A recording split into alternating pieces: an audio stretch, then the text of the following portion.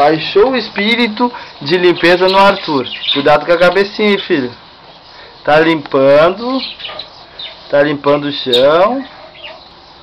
Tá limpo aí? Tá bem limpo, filho?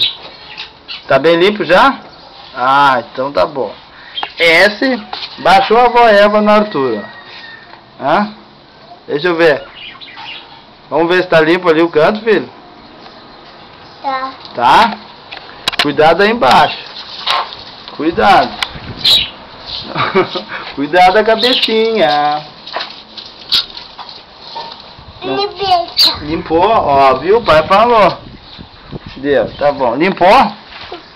Tá bem limpinho? Então diz pro pai, ó pai, tá limpinho. Fala pro pai então. Filho, diz assim, ó, pai, limpei bem limpinho. Fala. Nossa, mas como limpa esse rapaz. Como é organizado. Não, não pode mexer aí. Isso, empurra de volta. Isso aí. Bem limpinho. Sujando todas as mãos.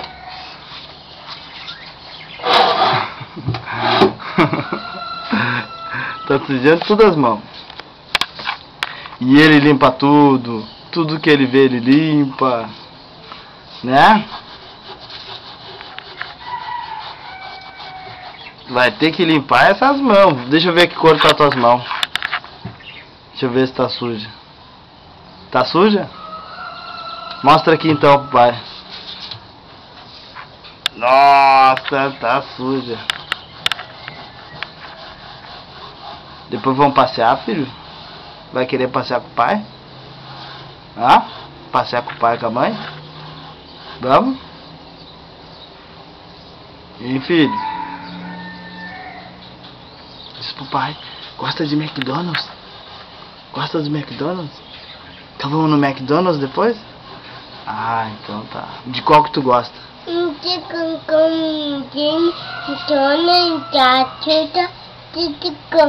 É? Do tchutchucão? É? Tchutchucão canta. É? Ah, o tchutchucão canta. Ah.